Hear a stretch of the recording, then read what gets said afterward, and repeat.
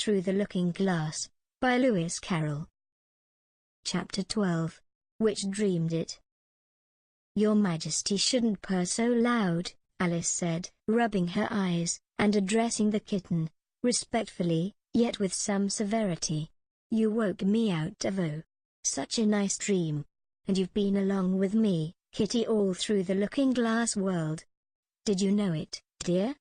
It is a very inconvenient habit of kittens. Alice had once made the remark that, whatever you say to them, they always purr. If they would only purr for yes and mew for no, or any rule of that sort, she had said, so that one could keep up a conversation. But how can you talk with a person if they always say the same thing? On this occasion the kitten only purred, and it was impossible to guess whether it meant yes or no. So Alice hunted among the chessmen on the table till she had found the Red Queen. Then she went down on her knees on the hearthrug, and put the kitten and the Queen to look at each other. Now, Kitty, she cried, clapping her hands triumphantly. Confess that was what you turned into.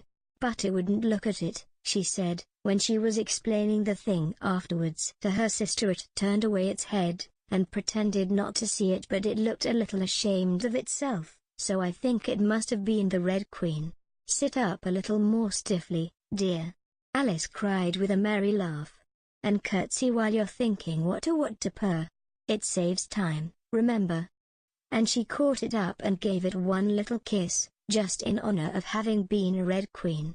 Snowdrop, my pet, she went on, looking over her shoulder at the white kitten, which was still patiently undergoing its toilet.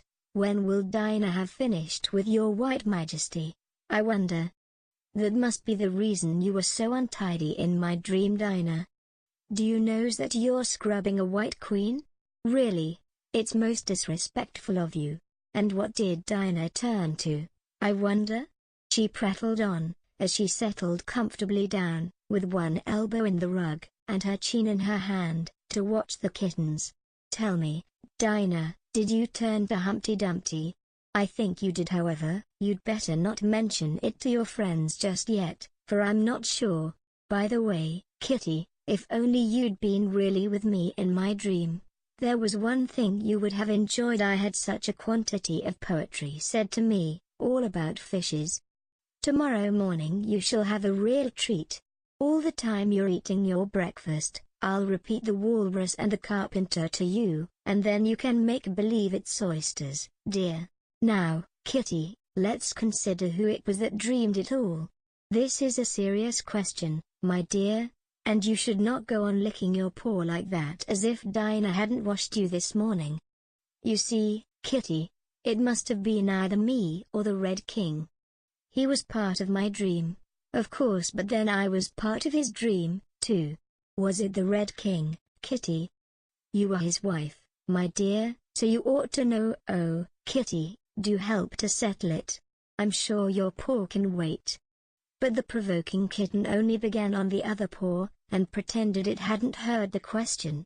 Which do you think it was? A boat beneath a sunny sky, lingering onward dreamily in an evening of July. Children 3 that Nestle near, eager eye and willing ear, pleased a simple tale to hear. Long has paled that sunny sky, echoes fade and memories die. Autumn frosts have slain July. Still she haunts me, phantom-wise, Alice moving under skies never seen by waking eyes. Children yet, the tale to hear, eager eye and willing ear, lovingly shall Nestle near. In a wonderland they lie, dreaming as the days go by, dreaming as the summers die, ever drifting down the stream, lingering in the golden gleam. Life, what is it but a dream? The end. This is Emily, and I would like to thank you for listening to Through the Looking Glass on Robots Read. As always, it has been a pleasure, and I look forward to our next adventure.